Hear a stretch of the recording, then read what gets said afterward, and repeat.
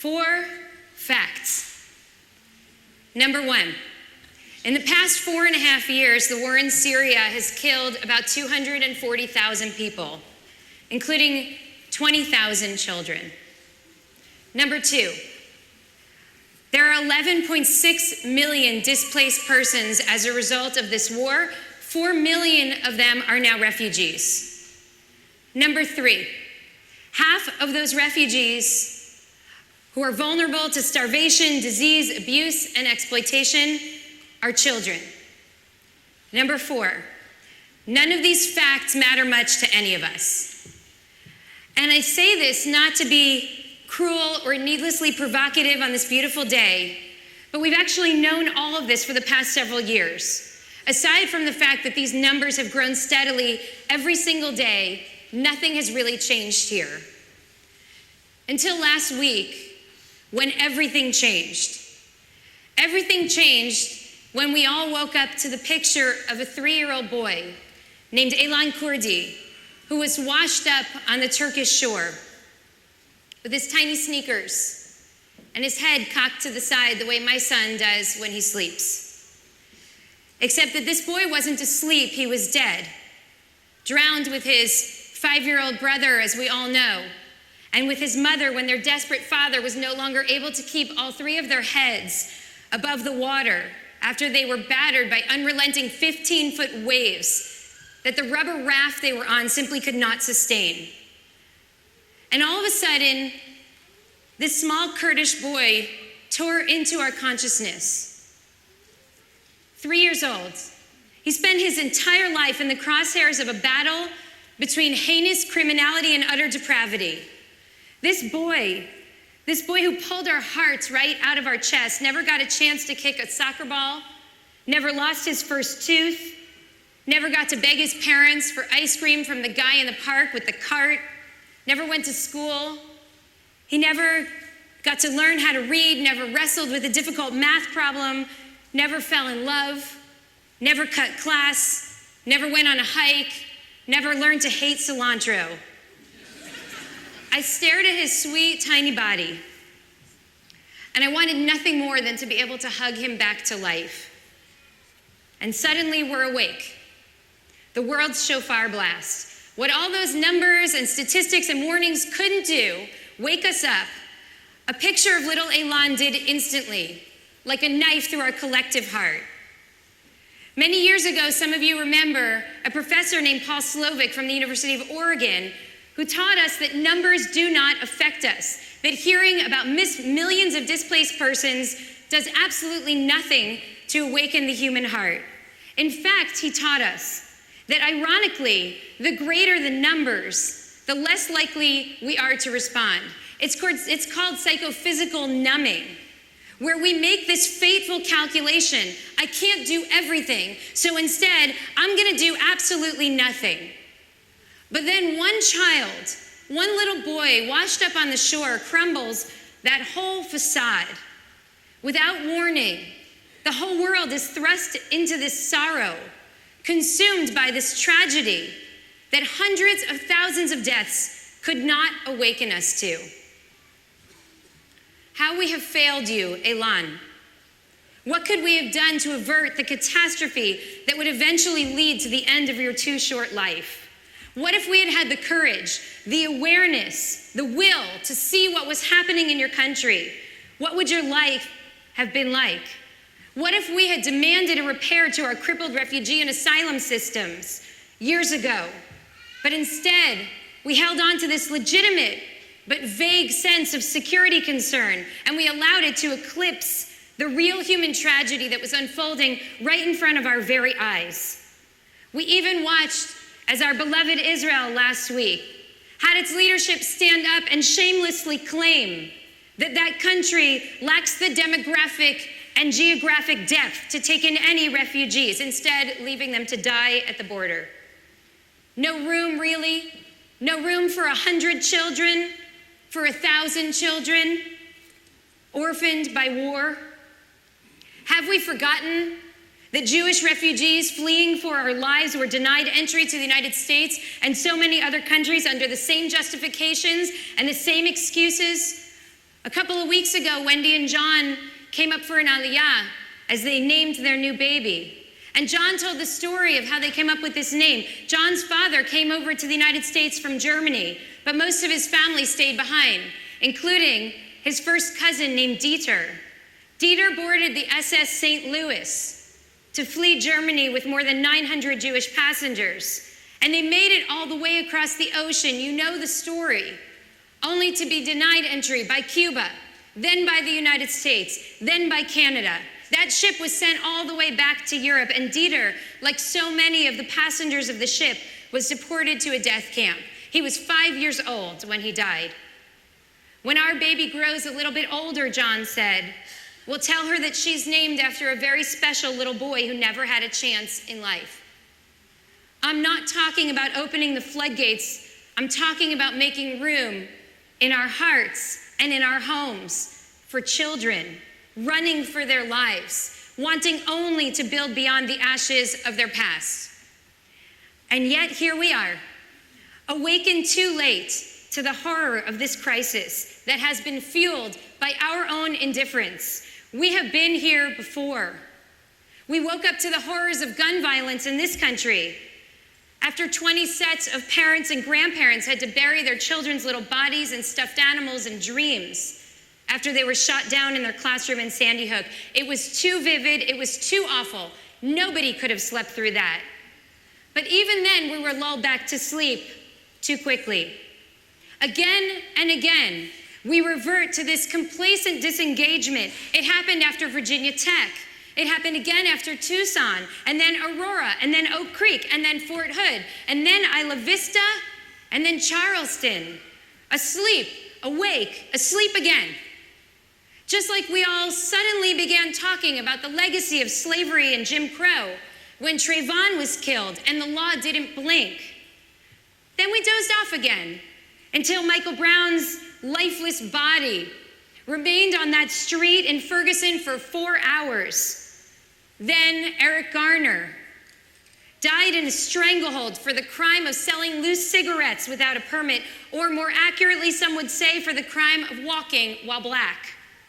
Again, no indictment, no charges. For a moment, we were outraged until we fell asleep again. Then Tamir Rice, 12 years old, shot while holding a toy gun. Walter Scott in North Charleston shot down like a deer in hunting season because his brake light wasn't functioning properly. Freddie Gray shoved into a police van with such blunt force, such callous disregard for his life that he suffered a spinal cord injury and ultimately death. Asleep, awake, asleep.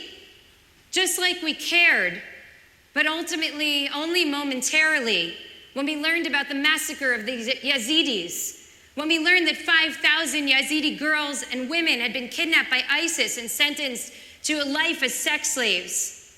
Then we fell asleep again until the story hit the front page of the New York Times, which woke us up for a moment.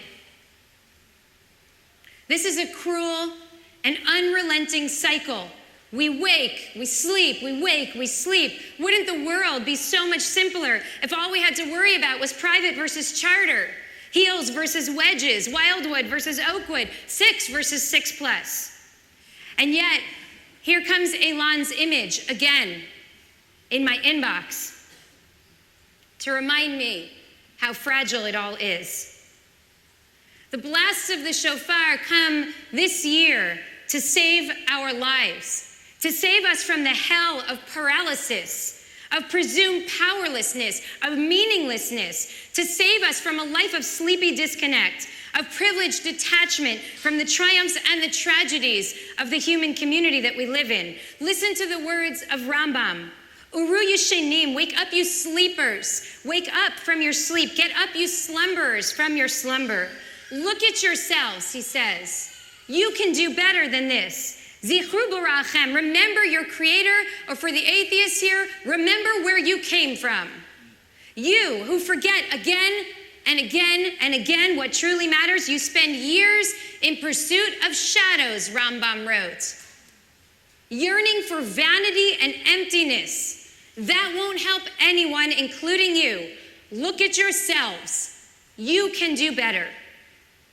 But could Rambam possibly have understood the enormity, the ubiquity of the suffering that we encounter now every single day? Think about how many news alerts you get every single morning.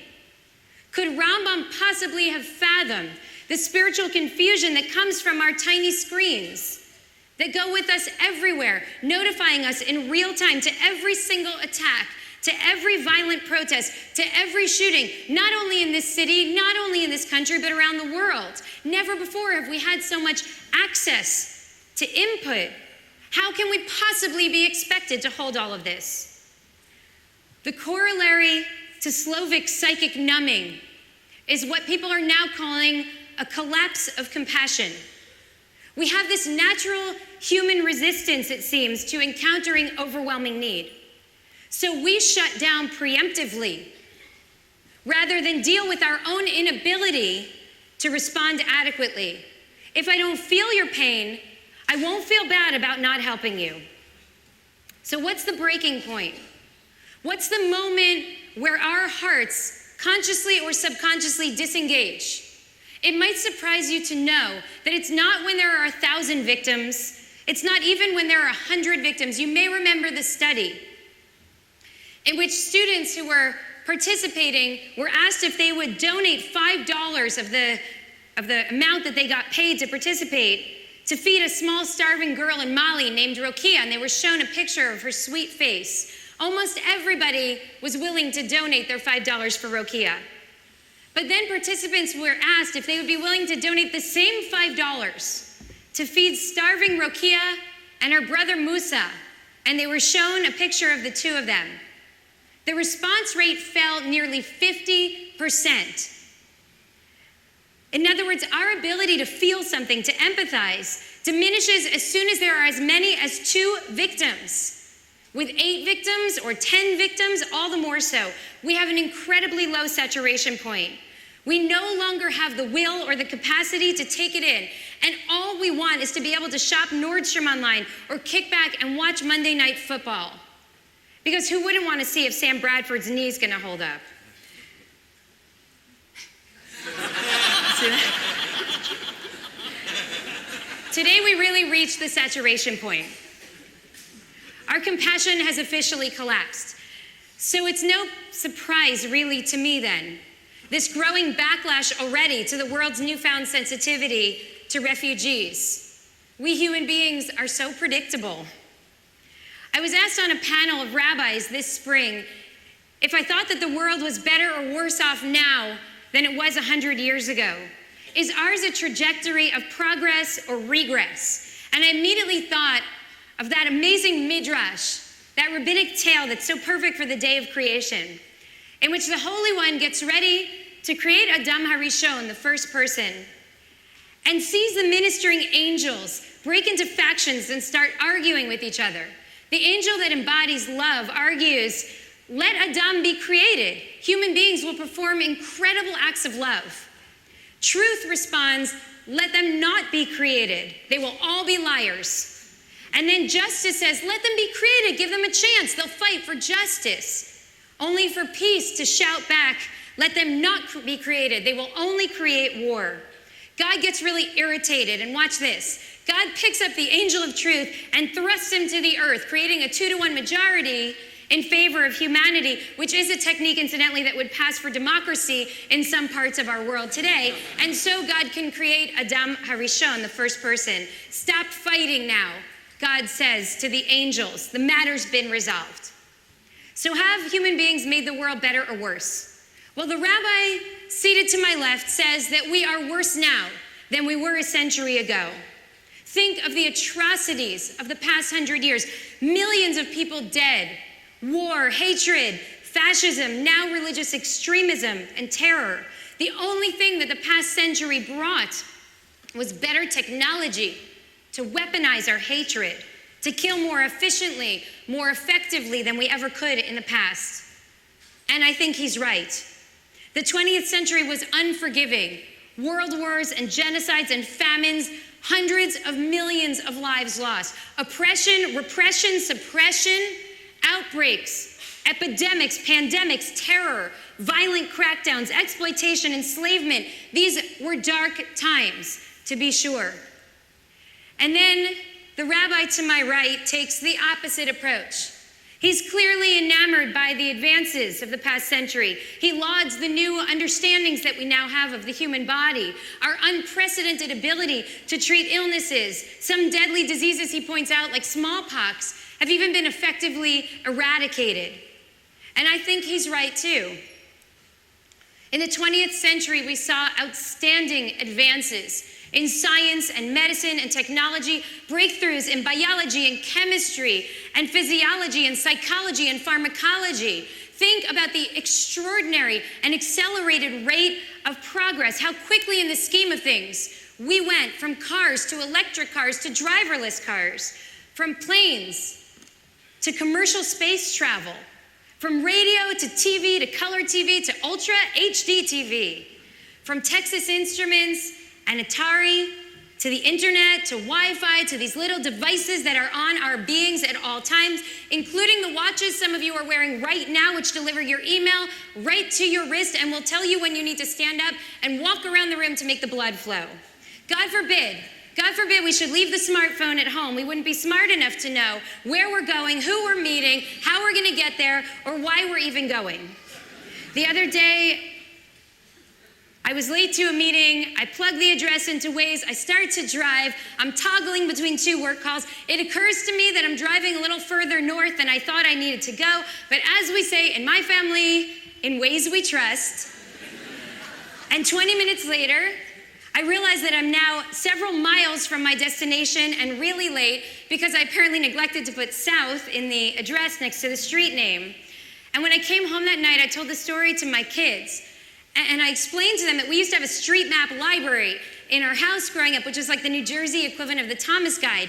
And every time we were gonna go anywhere, we'd pull out a street map and we'd plot our route. And they laughed and laughed like I was telling them that we used to make fire from rubbing sticks together. So here's where we are. Are we better or are we worse off than we were 100 years ago? This rabbi's right, and this rabbi's right, and I'm sitting in the middle. And I see the progress, and I see the pain. I see the expansive potential, and I see a very dangerous narrowing of the heart. I see the enormity of tragedies unfolding even as we speak right now in this moment, and I see the way we wake up, only to quickly lull ourselves back to sleep. Think about this. In the past century, we have figured out how to tap into vast sources of energy with the flick of a switch. We are now making 3D printed prosthetics. Bioengineers say next stop is kidneys and livers. We've figured out how to safely perform full facial transplants, jaws, teeth, and tongue. It's unprecedented and unimaginable. And yet we have not figured out how to deal responsibly as a country with the legacy of slavery. How to address our country's original sin, racism. We just can't fathom how to address the fact that the African American community still suffers from economic inequality, from lack of opportunity, from stigmatization and isolation. That the African American community is 15% of the general population, but 60% of the prison population.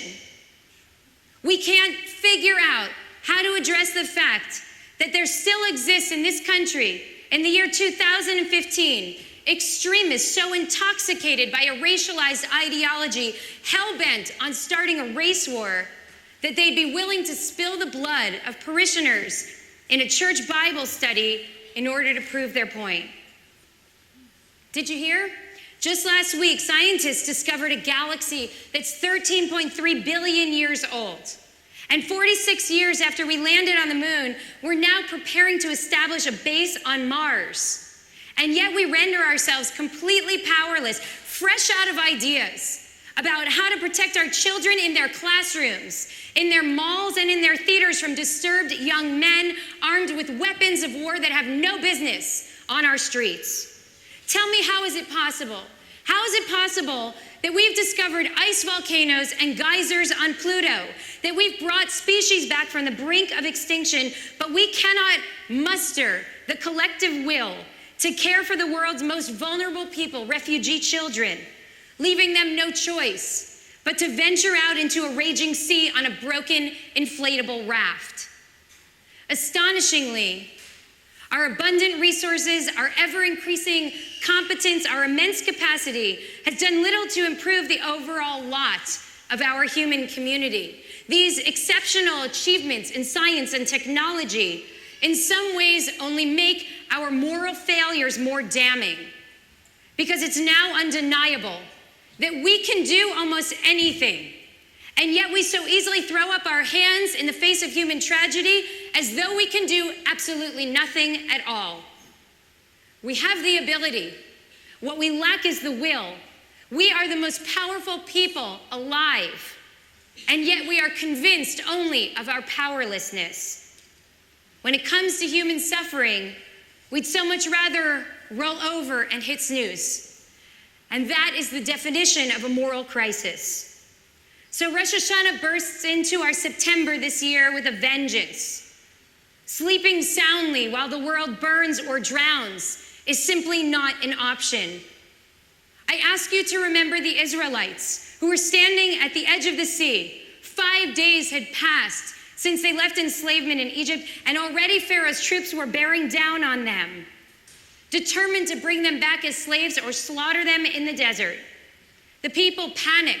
They cry out to God and Moses, "Were there no graves in Egypt? You took us out here to die in the wilderness?" And Moses freaks out and starts to pray. And then he prays more, and then he prays more, but nothing happens until finally the Holy One gives Moses some hard love. "Ma titzak alai," God says to Moses, "Why are you crying out to me? My children are on the verge of drowning in the sea. Moses, there's a time to be long-winded. There's a time to be exceedingly deliberative. There's a time to be slow to action. And there is a time to get to that point. There's only one thing to do right now, Moses. Speak to the children of Israel and tell them to start walking. Ma titzak alai, don't just cry there. Do something." Empathy is a critical first step, but it must be paired with moral action if it's going to make a damn bit of difference to the children at the other end of the barrel, or to those holding on for dear life to a raft that has no business crossing a rough sea, or to the parents who worry every day if their children will make it home from school alive. Rav Kook taught us that the purely righteous people don't complain about evil, they add justice. There is only one thing to do: to start walking. We need to fight now the inevitable backpedal. We need to mobilize now before there's another beautiful dead child all over our Facebook feed. In 1967, at the Interfaith Conference in DC protesting the war in Vietnam, Abraham Joshua Heschel stood up and he told the story about his first encounter with the Akedah, the binding of Isaac, which we'll read in our Torah service tomorrow. He was sitting in class reading this story from the Torah. And when the moment comes that Abraham holds the knife over his son's throat, little Heschel starts to weep. By the time the angel cries out, saying, "Abraham, Abraham, lay not your hand on that child," Heschel is sobbing uncontrollably. "Why are you crying?" the rabbi says. "Isaac's fine. You know he's not killed." "But Rabbi," says little Heschel, "supposing the angel had come 1 second too late." The rabbi comforts the little boy and says, "Don't worry about it. Angels cannot come late."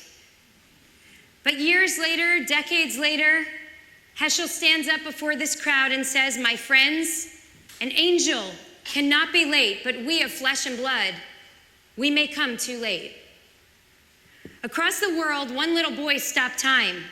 One precious child of God who showed us so vividly the brutality of war and our own silent complicity. We all remember, it was just last week, but his image is already starting to fade. We're already too late. The question now is, will we do something or will we doze off again? Now, the answer to the crisis in Syria is not resettlement of every person in the country. It's an end to war. And that clearly is not something that you or I, with all of our best intentions, could make happen. But as long as there's a political crisis, there's an equally devastating humanitarian crisis, and we all know it. So rather than sit ensnared in rage and despair, awaiting our own inevitable return to apathy, it's time for those who heed the shofar, for those who are awake today to start the new year by stepping up and actually doing something. So I'm asking us today, in honor of the memory of Elan Kurdi, a little boy who just never got a chance at life, to take a few tangible steps in response to this crisis. Number one, HIAS, the Hebrew Immigrant Aid Society, is organizing an advocacy effort with a number of other refugee organizations in which they are calling upon the United States government to raise our refugee quota, given the urgency and the immediacy of this crisis. We can and we should support this effort. You can sign their online petition immediately after Yontif. Number two, we've all read and seen that Germany has agreed to take in 800,000 refugees. I reached out to my friend Rabbi Gisa Ederberg, who's in Berlin, to ask how we can help. And here's what she told me. There's a Catholic hospital just behind their synagogue. A few months ago, they finished building a brand new wing to this hospital, and they decided that rather than use it as they had intended, instead they will now use it as a refugee shelter. A critical side note for us, Rabbi Ederberg tells us that this hospital is located immediately next to the Jewish home for the elderly. Under the Nazis, it was this Jewish home for the elderly that was used as a collection point where they would round people up for deportations. During one roundup, some of the Jews managed to escape from the building, and nuns at the Catholic hospital next door, which is now being used as a refugee shelter, took them in, wrapped them immediately in bandages, put them in beds, and pretended that they were part of the intensive care unit. And this act of love and grace saved their lives. Today, the Jewish community of Berlin is working in that same Catholic hospital to bring hope and healing to Muslim and Christian refugees. They asked us, the IKAR community, for our partnership and for our support. We can make contributions through Masorti Olami, earmarked for this relief effort. And finally, number three, there is now a growing interfaith interest in organizing a kinder transport for Syrian children orphaned by the war. Maybe they'll be able to enter the country with fewer security barriers. We're going to need strong leadership from among our community members to assess the feasibility of this path. IKAR can play a leadership role in this effort. Now, you know that every year, we ask every person in our community during these days of contemplation and reflection to make a spiritual pledge, a commitment to turn our best intentions, because we all feel so very holy when we're sitting in this place, in this moment, into meaningful action. This year, I'm asking us to act rather than fall back asleep. So here's what you can do. Take your pledge card out of your name tag. Take a sticker. I'm asking you to make a commitment now to participate in one of our Minyan Tzedek paths. Feeding our neighbors, which is a direct action response to hunger and homelessness in this city, something I know is very close to our mayor's heart. Green Action, our environmental justice and sustainability work. The organizing path, which is focused this year on mass incarceration and criminal justice reform. And our global partnership path, which will now include not only our work in Katira, Uganda, but will also be the home address for our refugee response. I do not want future generations to spit on our graves, Abraham Joshua Heschel said. I don't want them to say, here lies a community which, living in comfort and prosperity, kept silent while millions of our brothers and sisters were exposed to spiritual extermination. Uru Yishenim, wake up, you sleepers, wake up from your sleep. Wakefulness does not demand asceticism and self-abnegation. There's a time for family dinners and theater and even football games. There's a time for arguments about private versus charter, and that is no small matter. And yes, there are people in our own community and in our own homes who desperately need our love and attention and our resources too. But here's the little secret about the human heart. There's room for all of that. We're wide awake now. A sweet little boy in a red t-shirt woke us up. Together, now's the moment where we have to turn our best intentions into moral action. I want to ask everyone to please stand and pray with me. El Rachum V'Chanun, God of love and mercy, this year help us remain awake. Help us remember while we come together during the holy days to pray and learn and dance and cry, you have called us to turn our holy tears into sacred action. Help us dedicate our vast expertise, our experience, our resources, our brilliance and creativity and exceptional privilege, not only to life-saving advances in medicine and technology and science, but also to life-saving advances in human dignity. Help us find our power this year and use it to bring justice and light, hope and peace to all of our children. And let us say, Amen. Amen.